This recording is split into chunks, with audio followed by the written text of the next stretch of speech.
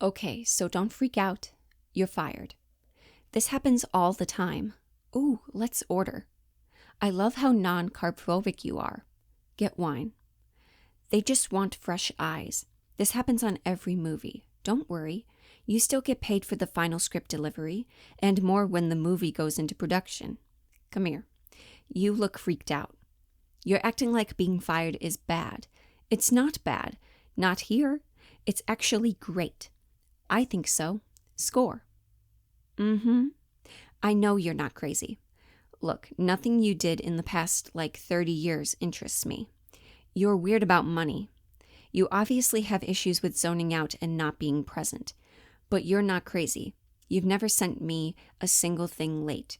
You make every meeting prepared. I've seen crazy, and you're not crazy. I think of you as a sane person from another world. We don't need labels. Whatever. That said, there's something out of control with this project. I don't know why. Chemistry with you and the boys, something internal to the script, issues with casting and production. But I say you're lucky to be fired. Get out of there. Shit's getting weird. Take your paycheck, get on with a new project. Get more money. That's why you're here.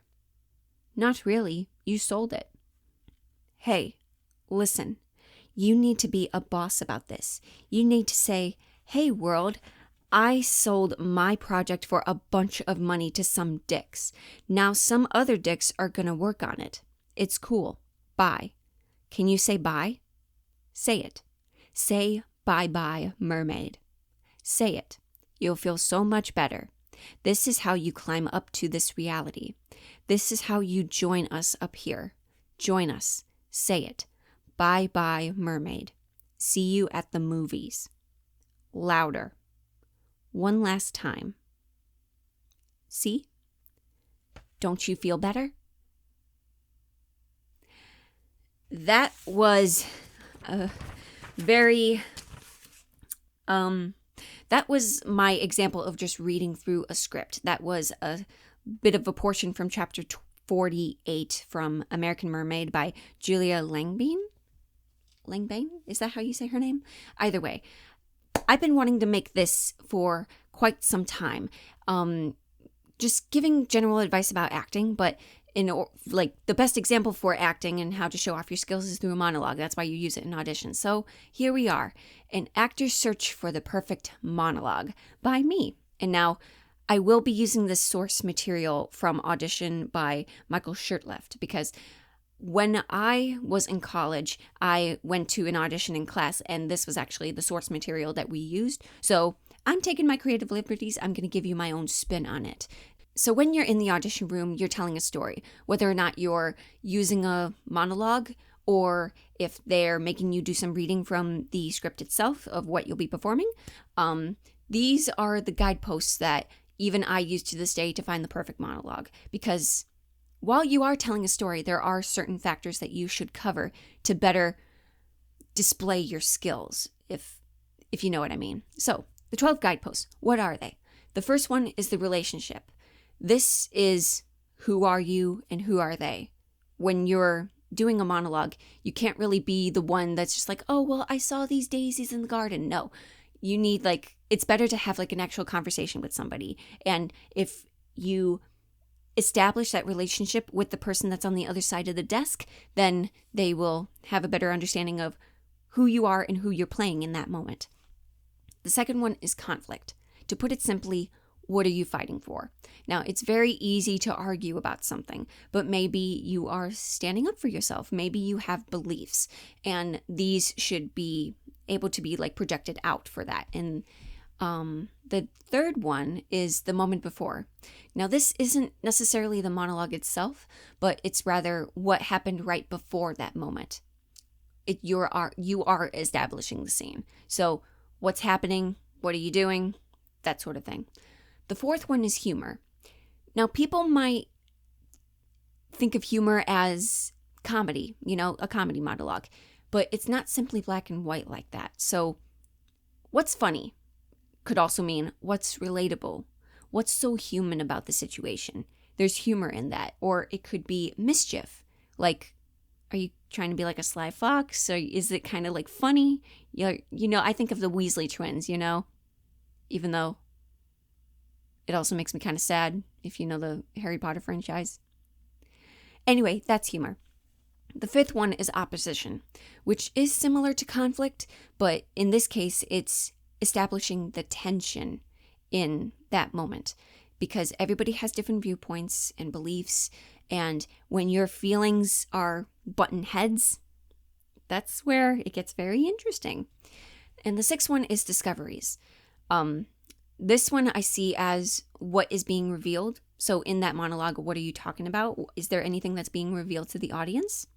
Or are you showing something? Are you uncovering something? Is there a sort of mystery to that? But also, like, what are they learning about you? Like, who are you? What do you do? Those could be discoveries too. The seventh one is communication and competition. This one I was taught it as it's like your style or like approach. So are you somebody who's very assertive? Like if something's wrong, you're not afraid to say that it's wrong? Or are you the kind of manager that's like, hi, could you maybe not do that? That kind of like not assertive, like that. But it also means I'm right, you're wrong, and here's why. Or it could be, yeah, you see, I'm right and you're wrong, and I want to tell you why. Is that okay? I'm sorry. Yeah, it's all about like the balance. What's your communication style? The eighth is importance. So what's the big deal? What's at stake? And everybody has values. So when you know your core values, you know what you'll stick up for. You know what you'll put your foot down on. That sort of thing. The ninth one is finding the events. This goes kind of with world building, But it's also kind of like the moment before where you're setting up the scene. But when you find the events, it's what's really going on. Because are you discovering something? Or is something being revealed to the audience? That's something to consider. The 10th is place and time. Same thing. It's set in the scene. It's how do you immerse the audience in your scene, in your monologue? What makes them interested?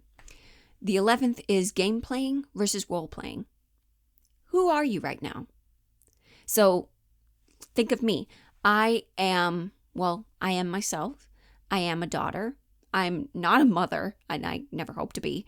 I have an adult job, but I also have this as my second job. Well, technically. Well, this is my nightlife job. You get it? Sort of like that. But it also has to deal with where are you in terms of like financially? What's your social status? What's your gender? Like there's a whole other categories, like subcategories that what makes you you. But also when you're in the scene, are you being the comforting one? Are you being like the boss man? Are you overpowering somebody or are you comforting somebody? That's what role playing is. Or game playing is, or how it was described to me is, what exactly are you doing? Who are the person that you're trying to play in order to get what you want? That's the sort of thing. 12 is mystery and secrets. This one's fun because what are you hiding and what do you want? Even the devil has a wish. Everybody has their secrets. Everybody has something that they want and they want to strive for. But what is it? Once you find that out, you'll better understand how you're going to play that character.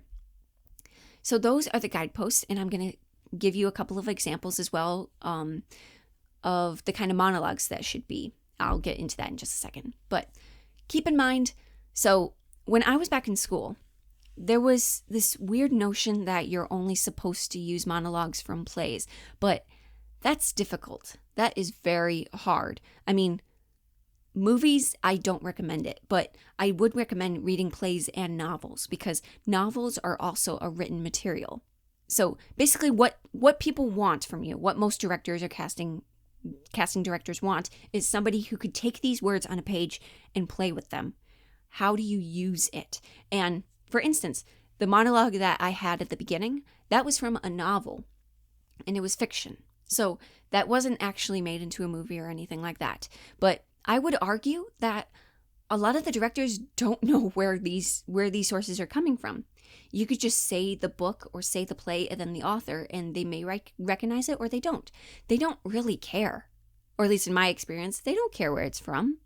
Unless if it's from a movie, they'd recognize that. But essentially what I'm trying to say is get something that's written down that you can play around with. And, I could go on and on about how, even Carrie Hope Fletcher, she recently did a video on whether or not, am I playing Calamity Jane or am I playing Doris Day? So are you, even though you're following up on another famous actor and what they're doing and the role that they're playing, how do you play it yourself? But it's also how people recognize, oh, you're playing Doris Day, where no, actually the character is Calamity Jane. But I could get onto that later on. Also, paragraphs versus dialogue. That kind of goes into like the plays versus novels. So it's much easier to find something with conflict or something that is like, it's much easier to do a monologue that's more engaging when it has dialogue. So there's actually a break for the other person's line. And also because it's written out, you have a better understanding of how you could react with the words that you're given. And I'll get into that later. But also paragraphs, again, you don't want to be I was laying out in the field and I was looking at the daisies and it reminded me of my grandma. Like, no, that's boring. Find something that's more engaging, okay? Great. Another thing to keep in mind is length and timing. You have to check the audition requirements. So nothing too long, nothing too short. Something that's going to get all the items across, or at least most of the guideposts across what I just said. Because if it's too little, there's barely anything to work with. And then if it's too long, you may cut stuff out to fit that length. That's okay. But I just recommend not wasting anybody's time. Nobody wants to waste their time. And you don't want to waste your time if you over-memorize one thing only to be cut off. That's embarrassing. Don't do that. It's also helpful to find a monologue with similar themes and characteristics as the character that you are auditioning for. That's pretty common sense. And then you also have to find your type. Show off your range. Okay. This is kind of an embarrassing thing to say, but back in college, I had a professor who made me get up and change my outfit a little bit, and I apologize for the noise. Anyway, my professor looked at me and said that I would never play somebody older just because of how young I look. He basically told me that I would never play anybody other than a small town, girl next door, country bumpkin, that kind of thing. And I hate to say it, but there are a lot of other directors that have that same viewpoint. But there are also people, I want to believe, that acknowledge that, it's acting. You don't have to fit the role all the time. And there's so many varieties. Humans are human. And if you have that set of skills where you can play off another character, you should do it. But then they also have to let you do it and hire you. That fucking sucks. Anyway, yeah, that goes into my next point, which is gender doesn't matter. Or at least it shouldn't. Because I once did a monologue wherein I was Benedict from Shakespeare's Much Ado About Nothing. Sorry, I almost forgot the name of the title. But yeah, I did Benedict's monologue from Much Ado About Nothing because I wanted to do one about love. And this was one where he was realizing that, wait, he actually may be in love with Beatrice. It's been years since I've seen that, honestly. But another big advice that I have for you is dig deep. But yeah, honestly, the gender of the person in the monologue that you're performing shouldn't matter. I mean, there is a chance that the director will know that you're playing a boy, but at the same time, unless it's something that's very highly gendered where you keep saying, the opposite of what you are or what you look like. I mean, I could go into deeper detail, but anyway, I'm going to move on to the next one. Dig deep. So there's surface level, but you really have to ponder over what the monologues are about. And it will really help you in the long run, especially with analyzing the monologue with the guideposts that I just gave you. And finally, and I will say this to the mountaintop and back, everyone wants to be understood. When I ask you a question of, in this monologue, as this character, what do you want? Of course you want everybody to understand you. Everybody does. Dig deep. What do you want? Like in the Notebook. What do you want? What do you want? She doesn't know, Ryan. So basically, everybody wants to be understood, but what do you want? It's like, no, I want you to understand me. No. What else? What else? I want you to stop being shitty to me. I want you to do this for me. I want you to be nice to me. I want you to do this for me. I want to be this. I have dreams. I have goals. I have ambitions. Like, what else is there? Everybody wants to be understood. So when you're pondering over those guideposts, when I'm asking you these questions, don't say that, okay? Understood? Okay. Let's go into next, your arsenal, your types of monologues. And this is very simple. You need historical dramatic, historical comedic, and then contemporary or modern dramatic and contemporary comedic. Some of these are easier to find than others. And especially when it comes to historical work, a lot of it is overdone. But sometimes it's good. It's a classic, and people would like to see how you work with the classics. And in terms of contemporary, I would actually argue that it's much harder to find a contemporary one, something that's new, something that people have never heard before, even though newness is not very important. But with all of these in mind, I am going to give you these examples, one monologue of each, okay? Here we go. So, my favorite one to use for historical dramatic is Helena's monologue from All's Well That Ends Well. So, let's go. Then I confess, here, on my knee before high heaven and you, that before you and next unto high heaven, I love your son. My friends were poor but honest, so is my love. Be not offended, for it is not him that he has loved of me. I follow him not by any token of presumptuous suit, nor would I have him until I do deserve him. I yet never know how that desert should be. I know I love in vain, strive against hope, yet in this captious and untenable sieve I still pour in the waters of my love, and lack not to lose still.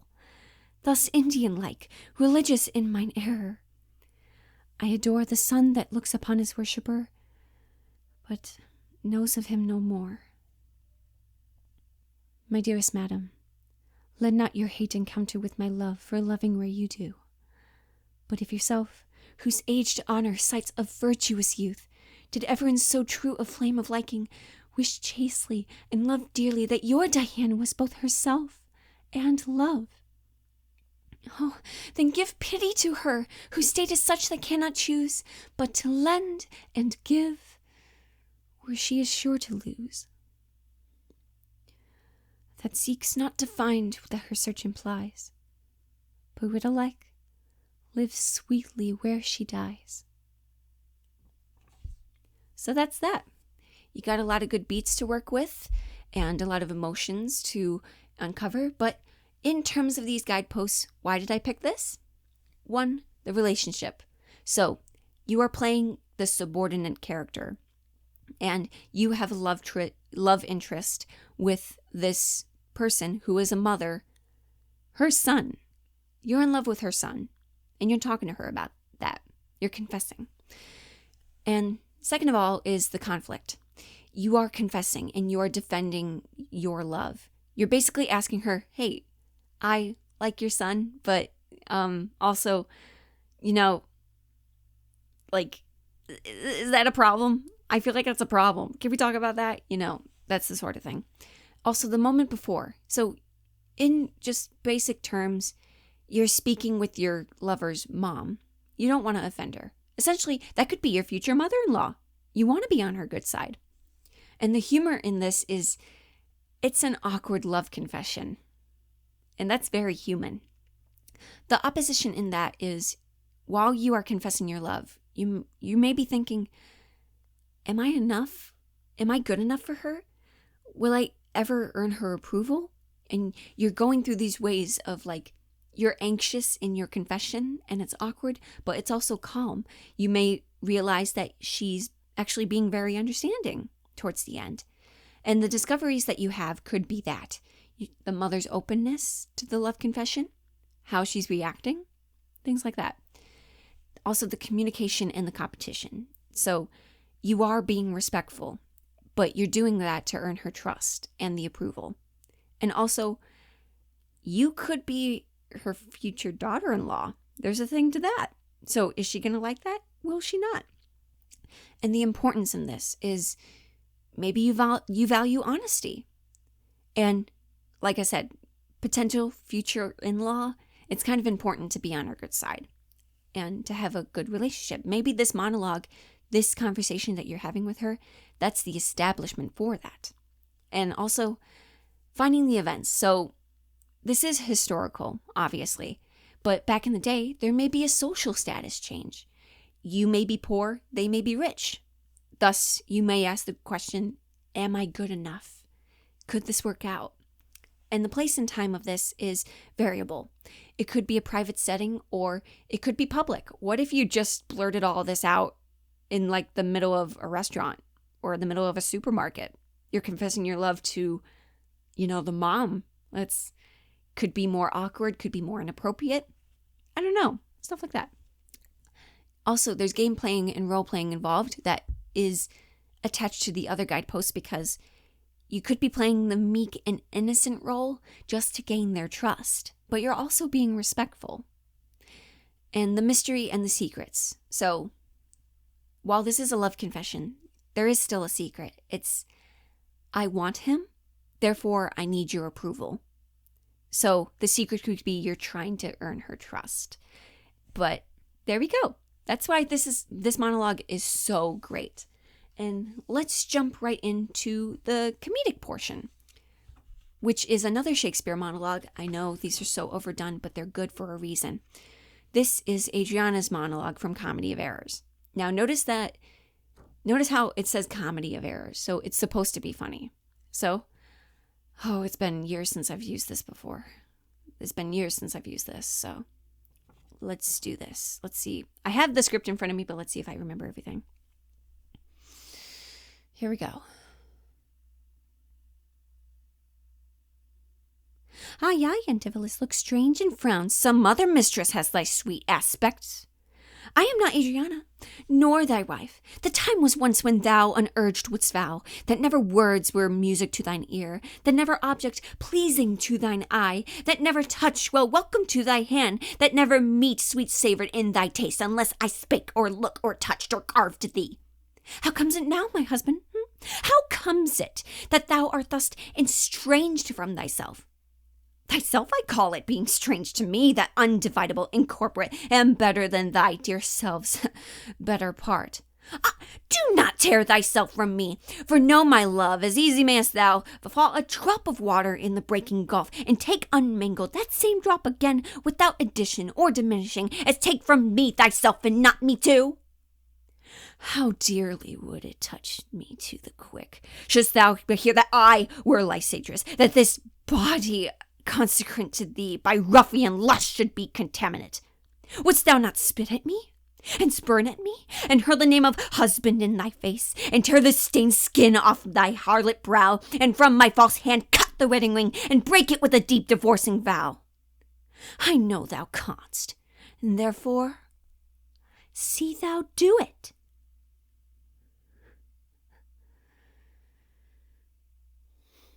I am possessed with an adulterate blot. My blood is mingled with the crime of lust, for if we two be one, and thou play false, I do digest the poison of thy flesh, being strumpetted by thy contagion. Keep then far leash and truce with thy true bed. I live unstained. Thou undishonoured. Woo! Okay, I also want to mention in that bit where it says, From my false hand cut the wedding ring and break it with the deep divorcing vow. I know thou canst, and therefore see thou do it. I actually took my left hand at the audition. I actually used this once. And I did a fist and I lifted up my ring finger as if it was the middle finger, like, fuck you. But instead it was like, here's the wedding ring. Here's my ring finger. Go ahead, take it, cut it off, huh? See thou do it. Come on. Like, that was very fun to play with. And I did get a laugh out of the casting director, but not the director. Obviously, I wasn't picked. But also that was during COVID-19, so. Anyway, why did I pick this? So, the relationship, obviously, a fight between husband and wife. The conflict is there is definitely an unhappy marriage going on. And it's revealed that he's cheating. The moment before that is maybe the argument was building up to that point, and maybe this is the bit where you are revealing to him that, hey, actually, I know what's going on. And the humor here, even though it's not funny at all, cheating. But it's humor in that, as in, it's relatable. Maybe it happened before. And also, as I mentioned, when I lifted up my ring finger to be like, go ahead, cut off my ring finger, cut the wedding ring off. I don't need this anymore. It's taunting. It's playing around. It's like trying to get under his skin.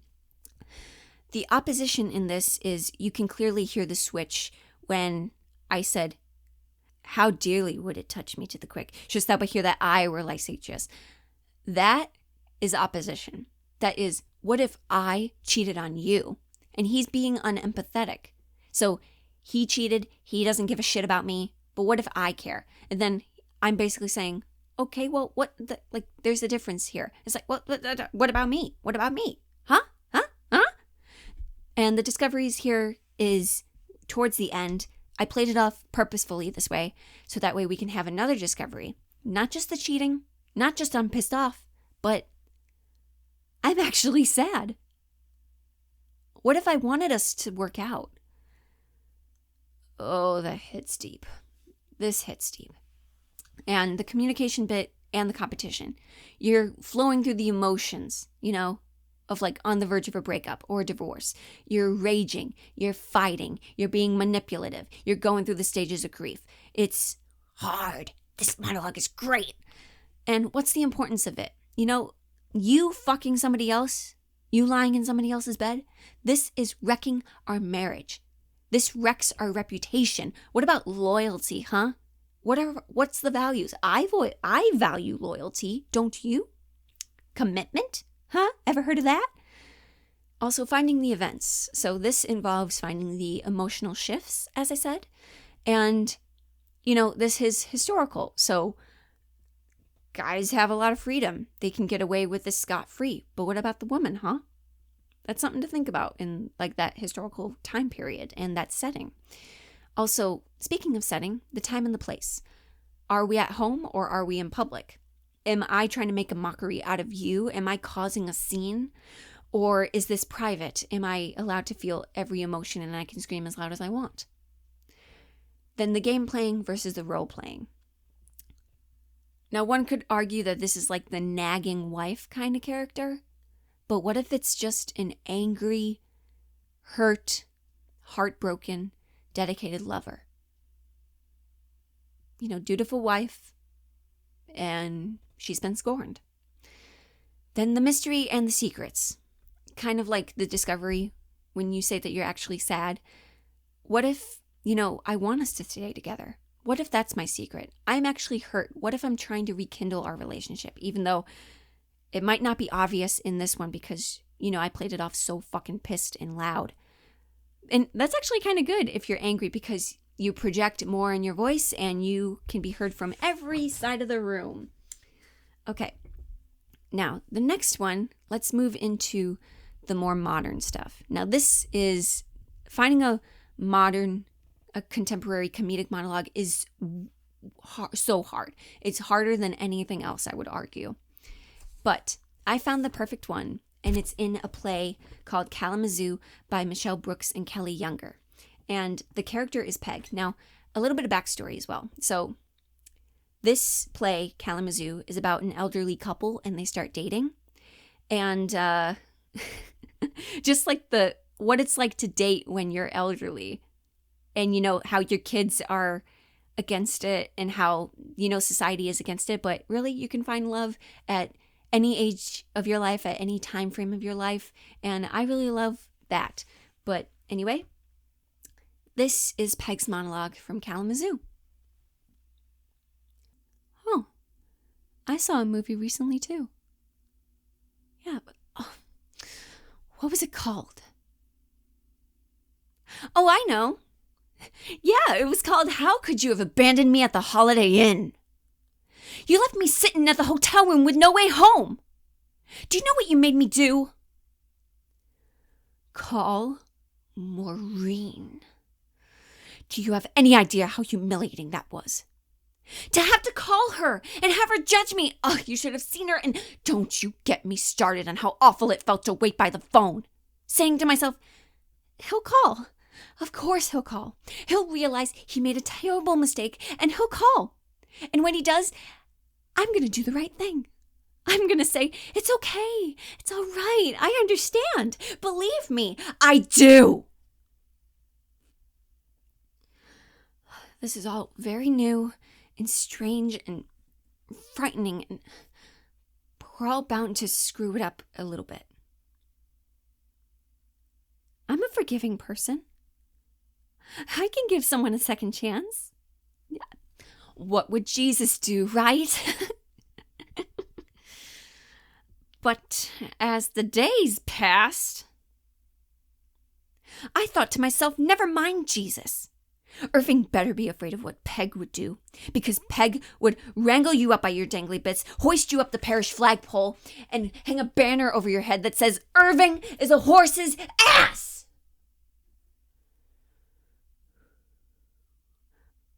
I'd do it too. I know people. Irish people. Wasn't that loud? Wasn't that fun and exciting? Okay, so as I mentioned before, the relationship is girlfriend and boyfriend. But they are also elderly people, so there are a couple of other factors to think of too, but also keep in mind I'm 28, but I don't have to play it as the elderly character. So that's the beauty of these monologues, where if they don't know the story, then it's okay. The conflict is, so obviously we learned that he abandoned me at a hotel. I'm super fucking pissed off. We also learned that days passed since he spoke, so he totally ghosted me. Wow. Okay, there's a lot to play around with that. Also, the moment before. So this could be meeting up days after after that whole situation, and this has been bottling up inside you for a long time, and you finally let him have it. And then what's the humor in it? There is surprise explosions. There's guilt tripping. There's Irish people, I remember the first time that I performed this monologue, I was in class, and when I dropped the line, I know people, Irish people, it just explosions of laughter. What does that mean? What? The opposition here is, I'm going from hysterical versus a calm approach. Maybe I'm trying to calm myself down. Maybe I'm just letting myself explode for a little bit, but then I'm going to have him have his due diligence. And then also, what discoveries we have is, when I said a swear word, I could play it off where maybe if I swear by accident, just because I'm that pissed, and what if I'm somebody who doesn't swear a lot? So I could be like, Irving is an horse's ass! Oh my God, I'm a bad person. Catholics, Irish Catholics, that's another thing you could do. But also maybe discovering how he sees it. So I'm exploding. Maybe he's afraid of me, and that's why I changed my tone to calm. But then I'm still pissed. Maybe I'm a quiet, angry kind of person. There's a whole bunch of other ways that you could play this monologue. Then, yeah, that goes into the communication and the competition sort of thing. He could be interrupting me. He could be trying to talk over me just so I can calm down and he can say what he has to say. But I'm letting it all out. Maybe he's trying to like diffuse the situation, but no, I'm letting it all out. This is what I'm doing. The importance of this. Well, him leaving me at a hotel room, forget any other kind of explanation or circumstance or excuse. This could ruin the relationship.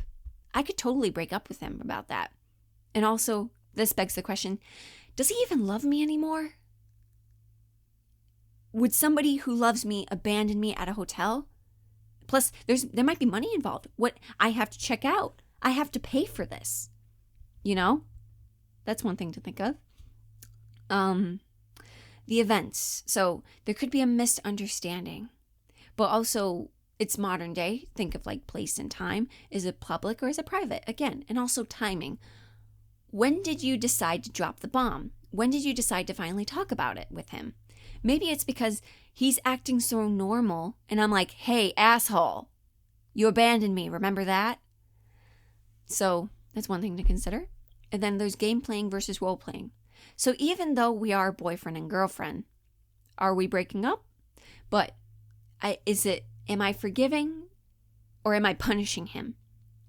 Am I pissed off or am I forgiving? You know, there's a bunch of like role plays involved here and game playing. Like, am I trying to get him? Oh my God, here we go. I almost said it. You see that? I want him to understand that I'm pissed off. I want him to understand that he did something wrong. But what's deeper than that? You know, we're together. I want him to be with me. I want him to stay with me. But he abandoned me. But what if I'm not understanding? What if I'm not giving him the room to explain himself? What if something happened that made him just leave me there? I don't know. He has to tell me. Then finally, the mystery and secrets. So depending on how you play it, you could be pissed off and raging and angry. But deep below that, maybe in that switch, in that tone switch, even though I'm mad, what if I want to forgive him? What if I want to put this behind? What if I want us to stay together?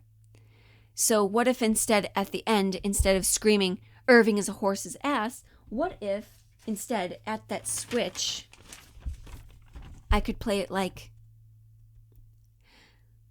he'll realize he made a terrible mistake and he'll call. And when he does, I'm going to do the right thing. I'm going to say, it's okay. It's all right. I understand. Believe me, I do. This is all very new and strange and frightening.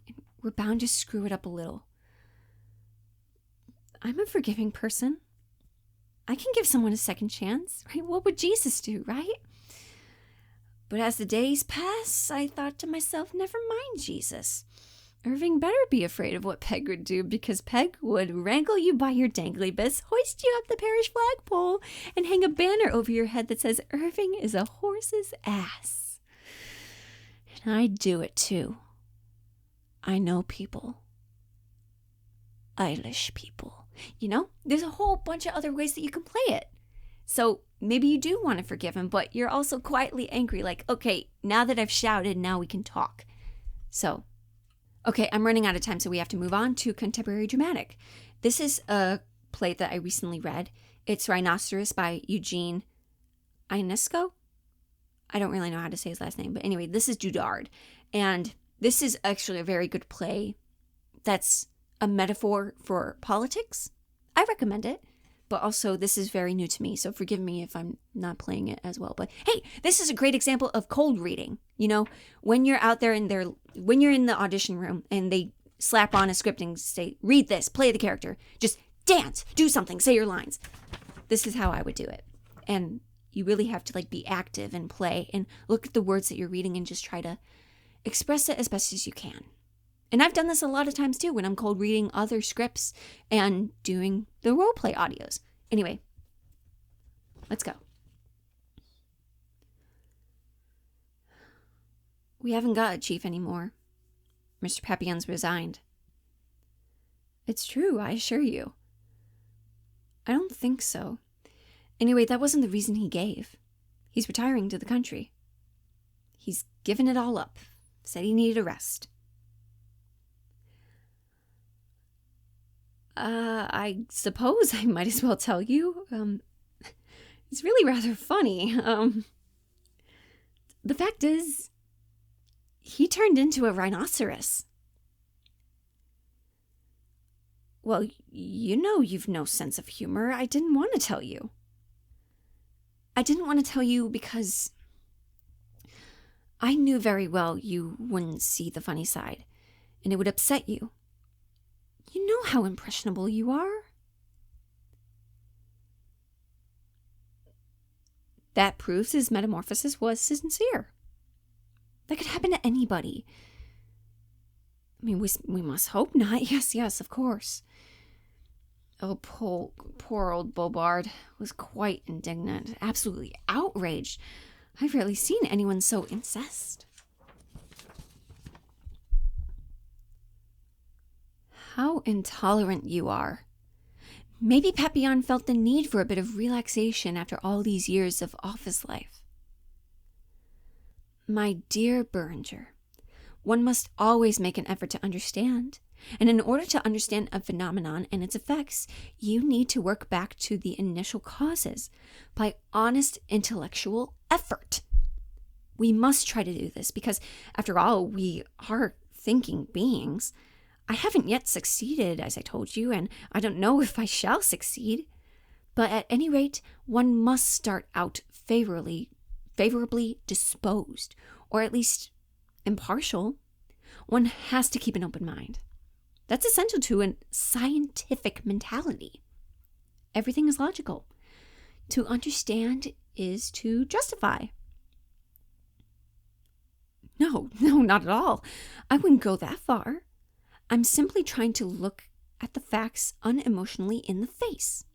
I'm trying to be realistic. I also contend that there is no real evil in what occurs naturally. What could be more natural than a rhinoceros? So, that was kind of poorly done, but in a way, do you see how that could also be comedic, as in, well, in the play, I should have explained this earlier. One by one, everybody starts turning into rhinoceroses, and they're destroying the town, and it's bonkers. But as time goes on, people start to naturally see being changed into a rhinoceros as natural. And it's kind of funny in a way how it's so bizarre, but it's also a metaphor on politics and Nazism. But besides that, let's move into this. So for Dudard in Rhinoceros, the relationship, they are co-workers. And they're basically talking about how one of them actually resigned because he just turned into a rhinoceros and he's going away. He's not up for the office life anymore. And the conflict is me as the person. I'm playing the devil's advocate for people who turned into rhinoceroses. Even though it's so absurd, I'm playing the devil's advocate. And the other person, my coworker, is not agreeing with me. And the moment before is, we're talking about work and how the world is changing and how, I didn't really want to break it to him that one of our other coworkers resigned because he turned into a rhinoceros. And there is humor in that too. And it's like, okay, so people aren't human anymore and I'm okay with it, even though it's absurd. And there is opposition as well because I'm trying to see the natural side of things. Maybe I'm optimistic. Maybe I'm the positive one. Maybe I realize, hey, change is happening. There's nothing I can do about it. I might as well just sit here under my umbrella and fetch me a martini. Move on with my life, That's their problem, not mine. That's their circus. That's not my monkeys. That sort of thing. And the discovery is, obviously, their boss is a rhinoceros. And also another discovery is, this is how I view you. It's like, I view you as not being practical. You're not very respectful of other people's beliefs. That's another discovery as like, hey, maybe you're my coworker, but I actually don't like you. I'm actually disagreeing with you a lot right now. And I'm trying to get you to see my side of things. So communication and competition. Maybe I'm trying to prevent the conflict by being rational and trying to show him my side of things. And the importance of that is how I'm accepting the change, even though it's ridiculous. And there is importance in that. The events is, as I said, these are metaphors for the rise of fascism and politics. But also that could be kind of difficult to tell the director in the moment if they ask you that question. But it might get them interested to read that book. And then the place and time. It's now practically in the script, they are in the coworker's bedroom in the afternoon. So he's actually comfortable enough for me to invite me into his space. I'm a coworker. So we are in his bedroom and it's in the afternoon on a weekend or something like that. And game playing versus role playing. Obviously we're coworkers, but are we even friends? Am I playing the voice of reason? Am I trying to be comforting in this weird time where everybody's turning into rhinoceroses? And then the mystery and the secrets. Just kind of like conflict resolution where I'm trying to be rational. Maybe I'm trying to be the optimistic one. What if I agree with the rhinoceroses? What if I want to become one? What if I want to be one and I'm not telling him because I know he's going to freak out? That is what makes this so great. So now, after everything we've learned, after all the guideposts, let me do the first monologue again. And there you will spot the differences. This is Danielle's monologue from chapter 48 of American Mermaid by Julia Langbein. Also, forgive me if you hear the pages. Okay, so don't freak out. You're fired. This happens all the time. Ooh, let's order. I love how non-carb phobic you are. Oh, get wine. They just want fresh eyes. This happens on every movie. Don't worry. You still get paid for the final script delivery and more when the movie goes into production. Oh, come here. You look freaked out. You're acting like being fired is bad. It's not bad. Not here. It's actually great. Well, I think so. Score.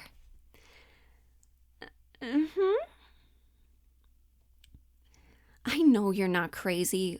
Look, nothing you did in the past 30 years interests me.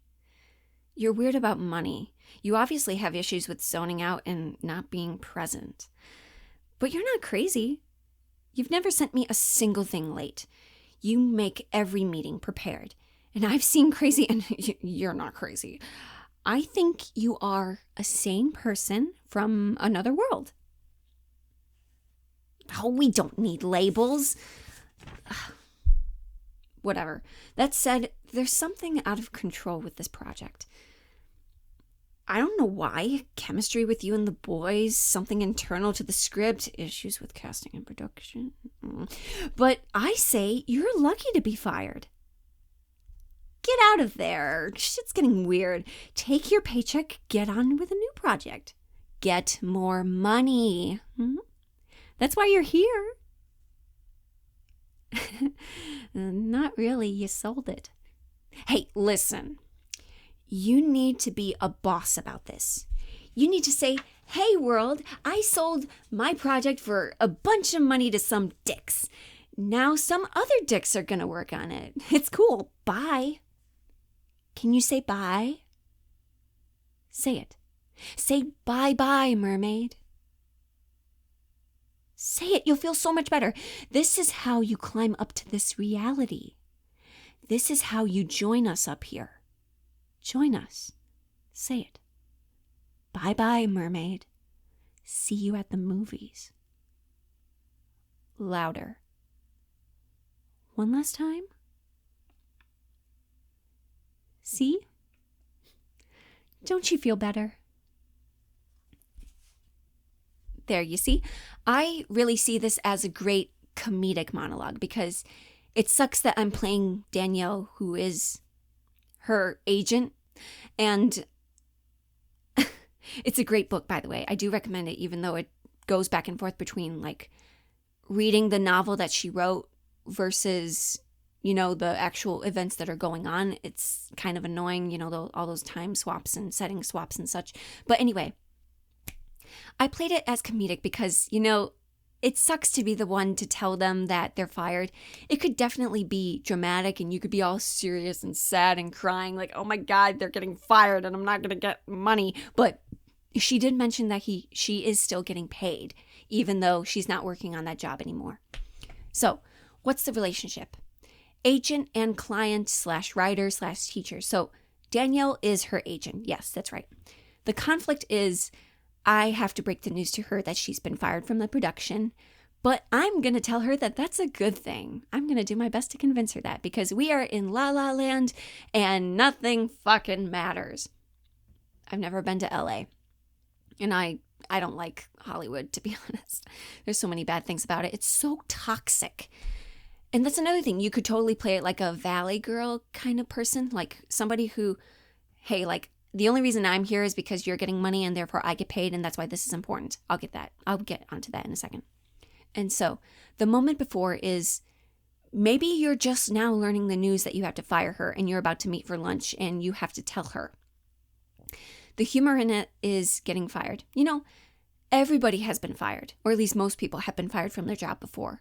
And she's trying to make it more relatable and humorous by saying, hey, relax, take a chill pill, order something, order wine. You know, this happens all the time. Maybe she's playing onto the grief of the stage of grief that is denial. Like, everything's fine. You can move on with your life. But also, maybe this doesn't really affect me. And it's not as much of a shock to me as it is to her. Because as she mentioned, there was a lot of things going wrong with the production. And that's why she had to get fired. And you're just the one that had to let her know. So there's the comedy in that, or humor rather. The opposition is, what if as the agent, I have more power than my client does? Therefore, I have the high ground. Or I'm more experienced, honey. What if you're playing it like that? And then the discovery is, well, one, my client got fired. But maybe the discovery is, I don't care. Maybe I have this conversation like 5 times a day or like 20 times a week. You know, what if I don't give a shit? Maybe I play that kind of character who like, hey, I am a boss. I am so confident in myself. I am a strong, independent woman, even though I hate the word strong. Not all of us have to be strong at the same time as an independent woman. I digress. Basically, like, what if I'm just that kind of person who's very much carefree, and even though it doesn't affect me, it affects my clients, but what if I don't give a shit? What if I don't care about your emotions? I'm not trying to like let you down softly. And then communication and competition. Like I said, brushing off those harsh realities. I'm looking on the bright side, even though my client is fucking devastated. And the importance of it is maybe I'm trying to tell her she's not special. This is LA. This is Hollywood. And I'm letting her know that this is not a big deal. Even though, you know, I still want to be on her good side. I still want to be her agent because, you know, I still need a job.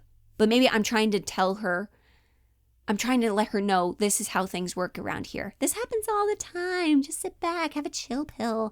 You're still getting money, you know. I'm still getting money. You know, I get a percentage of that. Moving on. Finding the events. So, like I said, fakeness and apathy in Hollywood. And, you know, maybe you're trying to change the subject. Like, oh, let's order. You know, we went out for a meeting. You know, I just dropped the bomb on you, told you that you're fired, but we can still move on. We're still out for lunch, right?